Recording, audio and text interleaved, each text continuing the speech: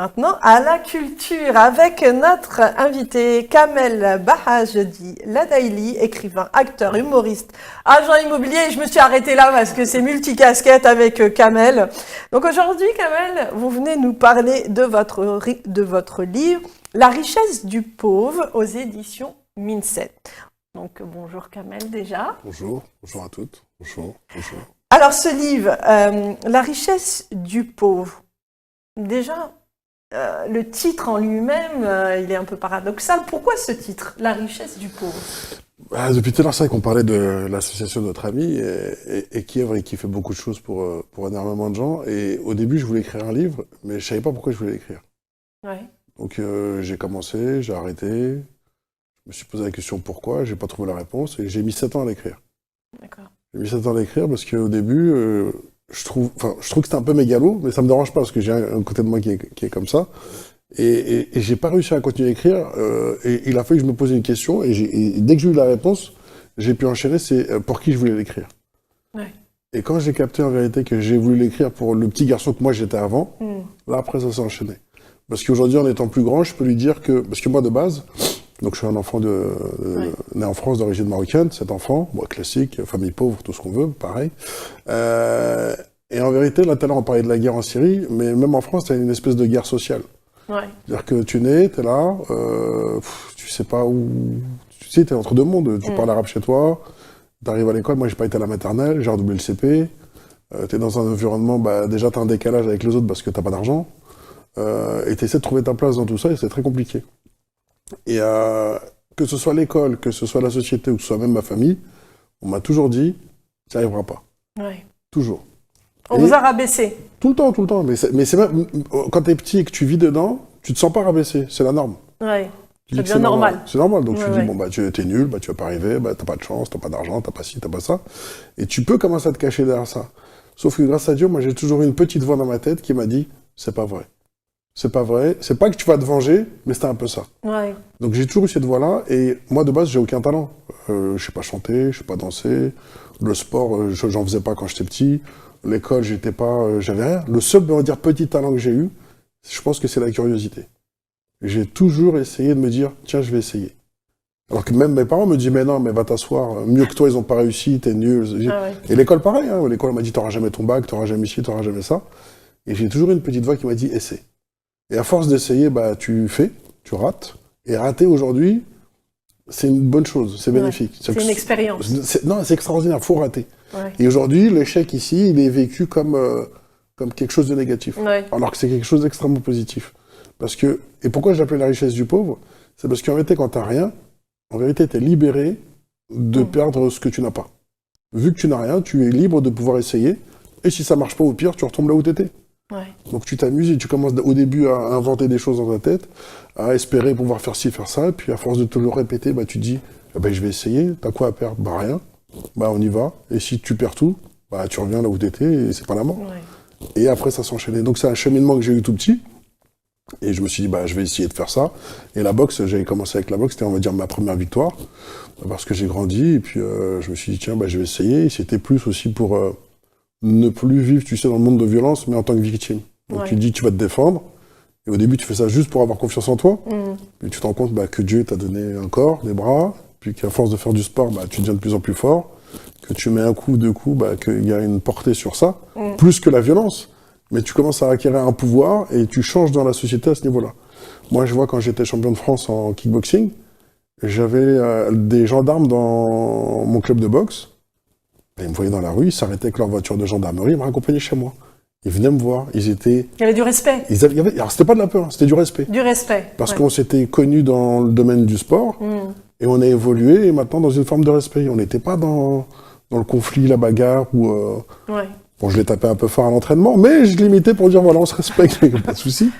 Et une fois que tu as ça, après tu commences à enchaîner, et le sport, moi, m'a donné une psychologie, une mentalité où, à travers l'effort du sport, tu peux amener ton effort social dans tous les domaines. C'est-à-dire que t'as pas de limite en vérité. Et toutes les limites qu'on a aujourd'hui, on se les met nous-mêmes. Alors, à travers le livre, maintenant j'arrive à en parler, mais sur le moment je le voyais pas comme ça. Mais c'est comme si je voulais faire, tu sais, une espèce de... Aux États-Unis, ils ont l'American Dream. Oui. Et aujourd'hui, moi j'essaie à travers ce livre de parler de French Dream, À se dire que tu peux t'en sortir, mais t'es pas obligé de passer par le sport, t'es pas obligé de passer par le rap, t'es pas obligé de passer par la drogue pour réussir. Tu peux n'avoir aucun talent, travailler, y croire, et tu vas réussir. Alors oui, je me suis retrouvé, donc je l'explique à travers le livre. Ouais. Tout un parcours, hein. J'ai été, donc voilà, champion de France de boxe. J'ai une société de garde du corps. J'ai été journaliste, journaliste d'investigation. Aujourd'hui, je suis acteur de cinéma. J'ai tourné dans 30 films et séries en France et à l'international. Ouais. J'ai écrit un livre. Je suis en train d'écrire un deuxième. Je suis rentré dans l'immobilier un moment par hasard parce que j'ai cette peur du manque. Ouais. Il faut que j'ai... Dû à l'enfance, sûrement. Tu à la misère, je sais pas quoi, mais j'ai toujours cette peur du manque. Et encore maintenant. C'est-à-dire qu'aujourd'hui, même quand tout va bien, je me dis, Alhamdoulilah, je réfléchis, je me dis, ouais, mais fais gaffe, ça se trouve, dans un jour, 2 jours, il va y avoir des problèmes. Et je vais commencer à travailler, à réfléchir, à diversifier ce que je suis en train de faire. À créer un autre projet. Ouais, ça, ouais. Et aujourd'hui, j'ai des discussions avec mon fils qui a 17 ans. Ouais. Alors, ce matin, avant de venir, il m'envoie un texto. Il me dit, voilà, papa, j'ai félicitations. Donc, il m'envoie et il me dit, mais je déteste l'école. J'ai dit, ok, courage, parce que ce que tu traverses toi là, c'est ce que moi je traverse encore aujourd'hui. Ouais. Il y a plein de choses que j'ai détestées. Mais là, par exemple, je suis dans un réseau immobilier. Donc, grâce à Dieu, je suis le numéro 1 des vendeurs. Mais je veux plus rester dedans. Donc, comme j'ai dit à mon fils, je suis obligé de reprendre des cours pour valider un diplôme, pour pouvoir créer ma propre structure. Je dis donc, même à mon âge, si tu arrêtes l'école maintenant pour travailler, à un moment ou à un autre, tu vas y retourner. Oui.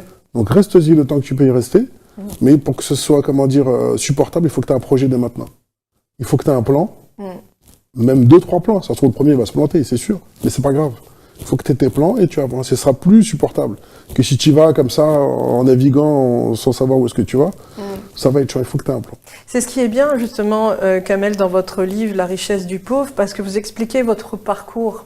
Ce parcours de cet enfant pour qui vous avez décidé d'écrire ce livre, pour lui montrer que voilà, cet enfant il est important pour vous, c'est pour lui que vous vous battez, et même en étant adulte, on parle toujours à son enfant intérieur, et donc vous vous mettez à nu, hein, parce qu'il y a toutes vos histoires, il y a toutes vos peurs aussi, mais il y a aussi cette niaque en vous, cette force de montrer au monde que non, Kamel Bahaj, il réussit, même si en étant petit on lui a dit t'es nul, tu arriveras à rien. Vous avez montré justement à travers votre parcours, parce que je vous suis beaucoup dans les réseaux, et cette niaque vous a porté haut, champion de France de kickboxing, vous êtes là numéro 1 de votre agence immobilière, vous êtes toujours dans les number 1, et c'est important parce que vous êtes aussi cet exemple pour notre jeunesse, et le fait de parler avec votre fils de 17 ans, vous montrez bien l'importance d'étudier, de la formation, parce que nous sommes dans un monde où, sans les études, sans la formation, on ne peut pas, par exemple, avoir sa propre structure. Oui. Il manque des diplômes pour ça. Alors, il manque des diplômes et surtout il manque de la connaissance, parce que après on peut ne pas avoir de diplôme, mais on ne peut pas ne pas avoir de connaissances. C'est-à-dire qu'aujourd'hui, moi je sais que je peux pas montrer que je suis fort si j'ai pas montré toutes les faiblesses que j'ai eues. Et aujourd'hui, on devient fort parce qu'on veut sortir de ses faiblesses. On veut les sublimer, et c'est ça qui va nous permettre d'être fort. Aujourd'hui, les gens n'acceptent pas d'être faibles, et n'acceptent donc pas d'être forts. Ils savent pas ce que c'est. Malheureusement, on est obligé de passer par des moments de faiblesse pour être fort. Aujourd'hui, rester dans un moment où tu es dans une zone de confort tout le temps, tu vas à ta perte. C'est-à-dire que si tu as une jeunesse difficile, tu auras une vie d'adulte forte. Et vice-versa. Tu peux pas être tout le temps dans l'opulence, l'euphorie, ça n'existe pas ça. Il faut qu'à un moment, il faut que tu galères. Et de toute façon, même si tu veux pas galérer, la vie va te le donner. Bien sûr, bien sûr. Tu galères quoi qu'il arrive. Sûr. Qu'est-ce qui a été le plus difficile dans votre vie, Kamal? Le plus dur, l'événement le plus difficile qui vous a touché le plus? Je peux même pas dire. Je peux même pas dire parce que... Non, c'est une bonne question. Et c'est une question que je me suis jamais posée parce que pour moi, il y a pas de... Pour moi, il y a toujours plus difficile que ce que j'ai vécu. Là, tout à l'heure, elle parlait de la Syrie. Regardez, j'ai pas honte de me plaindre. Même si c'est dur, même si c'est compliqué, mais en vérité, il n'y a rien que tu peux pas surmonter. Donc, aujourd'hui, pour moi, ce qui est dur et difficile, c'est la norme. C'est-à-dire que, ok, j'ai souffert. Ok, bon, après, il y en a qui souffrent plus que moi. Ma mère, elle est venue, elle a encore plus souffert. Il y a des gens qui ont encore plus souffert que ma mère. Donc, je rentre pas dans cette compétition de souffrance. Je fais avec ce qui m'arrive. Maintenant, dans ce qui m'arrive, j'ai le choix soit de le subir, soit de le combattre. Ouais. Donc je combats pour essayer d'améliorer les choses. Et une fois que je les ai améliorées pour moi, j'essaie de les améliorer pour mon fils. Et une fois que je les ai améliorées pour moi et pour mon fils, j'essaie de les améliorer pour les enfants des autres et pour le reste des gens. Parce que moi, je suis convaincu que plus on est beaucoup à s'en sortir et plus on sera fort. Oui, alors sûr. que si je suis... et j'avais vu ça il n'y a pas trop longtemps je sais plus dans quel livre. Alors que si dans une famille, il y en a un seul qui a réussi, il va se faire bouffer par les problèmes de tous les autres. Alors que si dans la famille, ils sont 5, 6 à réussir, le 7e qui échoue, il ne peut que réussir. Ils vont le soutenir, bien sûr. Donc il y a cet élan et cette envie parce que tout seul, on ne peut rien faire. Ouais. Et ça reprend encore ce qu'on disait sur l'association. C'est qu'aujourd'hui, oui, on peut aider des gens à travers l'argent, à travers des actions, mais je pense aussi qu'on peut aider les gens à travers la connaissance et l'espoir. Et il suffit que des fois, il y a des mots, il y a des déclics qui font que des gens peuvent se sublimer par rapport à ça. Oui, c'est exactement ça. Kamel, à travers ce livre, le plus grand message, bon, on en a eu pas mal, hein, mais le plus grand message que vous voulez faire passer à ceux qui nous regardent? N'écoutez que sa voix intérieure. Cette petite voix qui vous quitte pas et qui vous dit tout le temps. Je parle tout le temps. Vous battre. Je parle tout le temps, ma voix. Ouais. On se parle souvent, je m'isole et je parle avec elle. Mais parfois même la famille, il faut pas l'écouter. C'est dur à dire. Ouais. Alors que souvent, mais après la famille, elle n'est pas méchante. C'est juste qu'elle a peur et qu'elle est maladroite. Ouais. Moi, je voyais ma mère, elle me disait, mais va t'asseoir. Mieux que toi, ils ont pas réussi, tu vas faire quoi? Donc moi, c'était pas avec, une haine contre ce qu'elle m'a dit. C'est parce que quand elle m'a dit ça, elle avait juste peur pour moi. Et qu'elle, dans son logiciel dans son inconscient. Et dans son logiciel, c'est déjà, prends un bout de pain, huile d'olive, c'est tout. Elle cherche pas plus loin. Et moi, je me disais non. Je me disais, vas-y, tiens, je vais essayer. Peut-être que, Inch'Allah, je vais gagner 1005 par mois. Donc je l'ai fait, je me dis, ah ouais, c'est pas mal. Mais comment on fait pour gagner 2000? Puis tu l'as fait. Et pourquoi pas 3000? Et tu vois qu'à chaque fois, tu y arrives. 5000, tu dépasses, tu vois. Et en vérité, là, tu te rends compte que la barrière est dans ta tête. C'est ça. C'est les fausses croyances, c'est ce qu'on appelle les fausses croyances. C'est terrible. Oui, mais ça fait partie aussi de la mémoire transgénérationnelle. C'est terrible. Nos parents, nos grands-parents, c'est toute cette mémoire qu'on nous a mis et qui a créé ces fausses croyances qui nous bloquent. Et après, nous sommes dans un système d'auto-sabotage. Mais vous allez casser ce système-là pour pouvoir justement accéder à vos rêves. Ouais, parce qu'il y a encore une fois cette petite voix. Alors, elle est gentille, cette petite voix. Non, déjà, des fois, ils ont des petites voix qui leur disent des bêtises. Moi, non, elle était gentille, elle m'a dit essaie. Et c'est vrai qu'après, quand j'étais jeune, j'étais animé par un sentiment de vengeance par rapport à ça. Ouais. Mais j'ai essayé de garder le côté positif de la vengeance en me disant je vais me venger d'eux pour leur prouver à eux d'abord qu'ils sont plantés et me prouver à moi avant tout que je peux le faire. Et après, maintenant, c'est resté un processus qui est tout le temps le même. Bien sûr qu'il y a en vous. Donc aujourd'hui, j'ai des nouveaux projets qui arrivent comme ça et je me dis... Et toujours, tous mes projets ont commencé avec la même phrase. Chiche. Et après, j'essaie. Ouais. J'essaie. Après, ça marche. Des fois, il y a des choses qui marchent pas. Et je m'en cache pas. Et je suis fier de mes échecs. Et on m'a posé la question une fois, si je pouvais changer quelque chose dans ma vie, absolument rien. Absolument rien. Pourtant, j'ai une vie pas terrible, mais je changerais absolument rien. Parce qu'aujourd'hui, c'est ce qui me permet ce sont vos expériences de vie plus ou moins douloureuses qui ont fait celui que vous êtes aujourd'hui. Oui. Et c'est votre force aussi. Et c'est grâce à ça. Ouais, complètement. Kamel, où est-ce qu'on peut trouver votre livre, La richesse du pauvre? Où est-ce qu'on peut l'acheter? Partout, everywhere. Alors, sans faire de pub, Amazon, la Fnac, partout. Cultura, sur le site Mindset de mon éditeur. Ouais. Et là, j'en ai un deuxième qui est en presque fin. D'accord. Voilà. Et je n'ai pas encore le titre, mais je suis en train de réfléchir.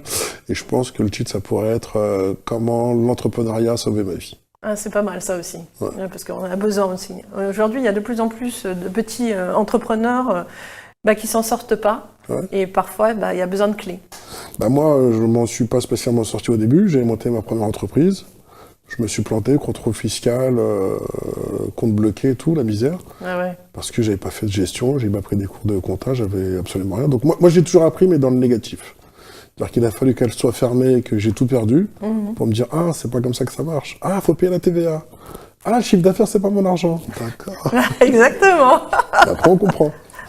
Donc, pour éviter de se faire encore plus de mal, c'est bien aujourd'hui. Maintenant, il y a tout. Il y a Internet, il y a des tutos, il y a absolument tout. Et nous, on n'avait pas ça. Non, c'est vrai. On n'avait pas ça. Il a fallu apprendre à la dure. Manger des cailloux pour savoir que ça fait mal aux dents.